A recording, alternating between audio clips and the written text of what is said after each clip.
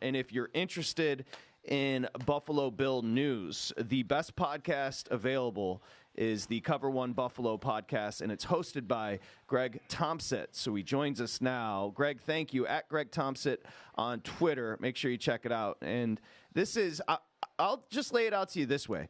Maybe you'd be surprised. So at DraftKings, Buffalo opened on Sunday a 9-point favorite. Immediately goes up to 10.5. So 10's a key number in sports betting. Yesterday, it was sitting 10 everywhere.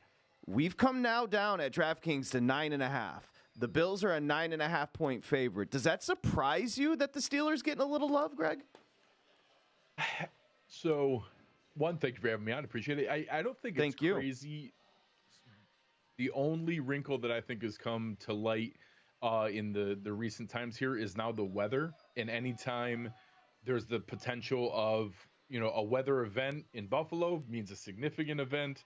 I don't think it's as high a likelihood as what people are throwing around. But anytime you get the potential where I'm assuming we're seeing movement on the over-under as well, and that if you bring that total down anything significantly, all of a sudden double-digit favorites become much harder to cover because there's just not as many points for everybody.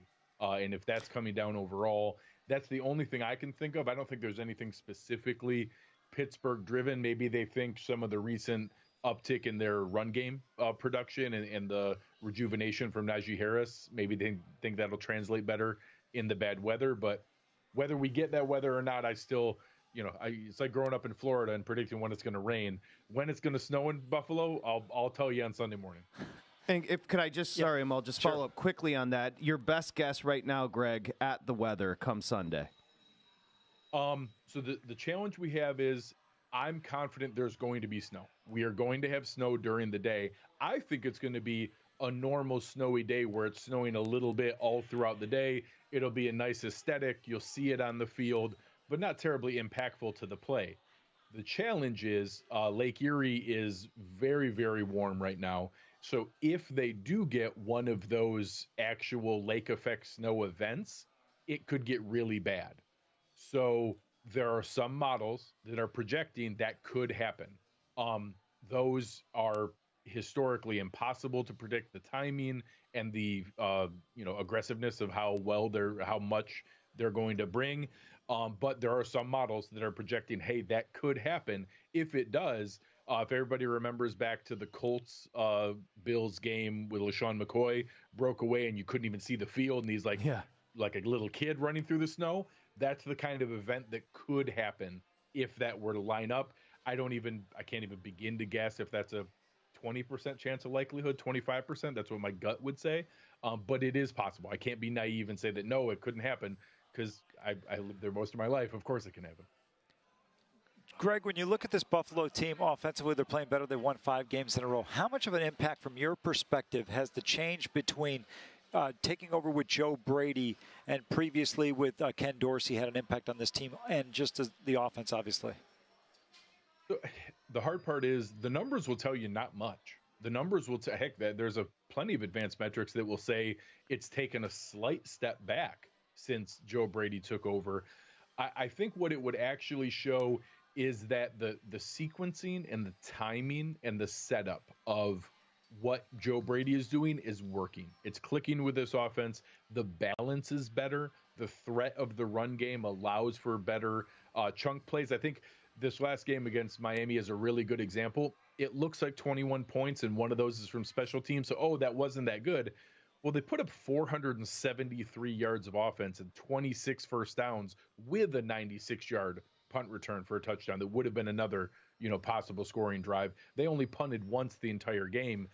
The turnovers were killer. You can't turn the ball over that many times, especially down in the end zone. So I think that it's been a slight positive. I do think it's fair that maybe some of that was Ken Dorsey being a scapegoat for some things, but I also don't think he was setting things up well. I don't think he was sequencing it in a way that was giving balance to the offense or making anyone pay attention to anything outside of the pass. And I think we've seen improvement there, but most of it has been recovery on the defense. It's actually improved the overall. We'll get to your prediction and we'll get to kind of the handicap, but let me ask you this, Greg. At 5-5, how close was McDermott to losing this team and losing this season with all the expectations?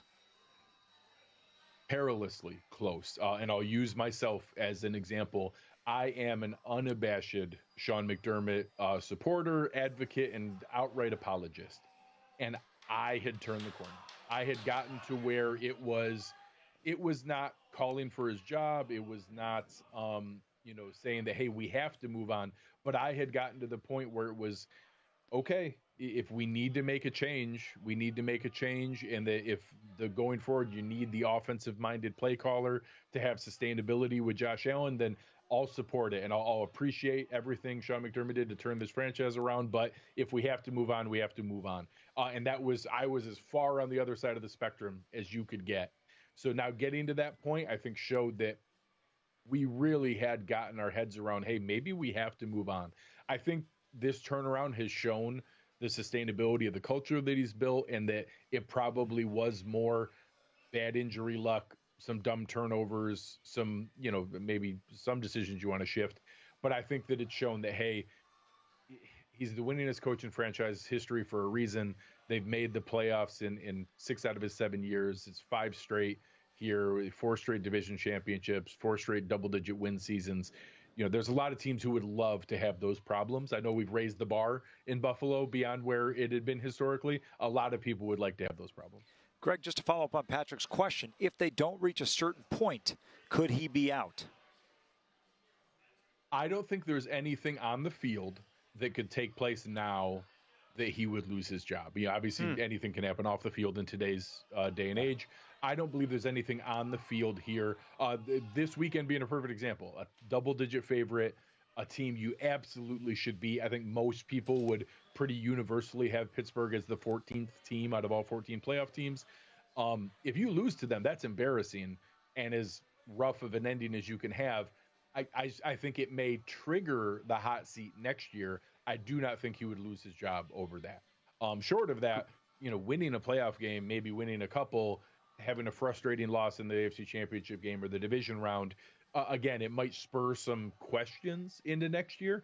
But I think they've now surpassed it, going back, winning the division, putting together 5 in a row to the end of the year. Anything can happen as far as pressure or anxiety for next year. I don't believe there's anything on the field that could take place now that he would lose his job. Greg, you see the clock, 2.5 minutes, so take your time with this question. It will be the last one. How does this game play out? I can't imagine a bigger miss for the Steelers than TJ Watt. He is that defense. That has to give Bills fans some confidence, no? It does. And, again, we've spent all season being confident. Being confident isn't a problem. We lost to Mac Jones. We lost to the Broncos. We lost to Zach Wilson. It's impossible for me to say that, well, no, of course they're going to win. There's no chance that they could blow this game. Of course there's a chance they could blow this game. We've blown easy, winnable games all season long. We've also destroyed the Cowboys and destroyed the Dolphins and beat the Chiefs and, had some, very impressive dominant wins as well. If we knew which Bills team was coming up, we'd, be able to change everything. And I say it very comfortably. When the Bills play their A-plus game, they beat everyone. The Bills A-plus game beats everyone. We just don't see it consistently enough. So obviously we've put together 5 in a row here, 6 out of 7. They've been in a run where we've been able to see more consistent defense. They found answers over losing some guys like Milano and Trey White, and they got Daquan Jones back. They've put together solutions for some of those things. They've found some balance on offense. I don't think this is going to be a runaway freight train win. Of course, they have that in the running. I think it's going to be a bit uglier than what most people expect. I think it's going to have maybe 10-7 at halftime. I do probably like the under here. I think we're going to see something like 23-10. I think that Buffalo is going to win. I think the cover will come late and will make people anxious. I don't think that they're going to jump out there and have everything under control. And I don't think 13-10 and a field goal as time expires is out of the running, because I've just seen it too many times this season. I'll be genuinely surprised if they win. 10 points is a lot, and this weather will make it hard. That's the perfect guest spot. Great job, Greg. Go to VSiN.com/subscribe to become a VSiN Pro subscriber today.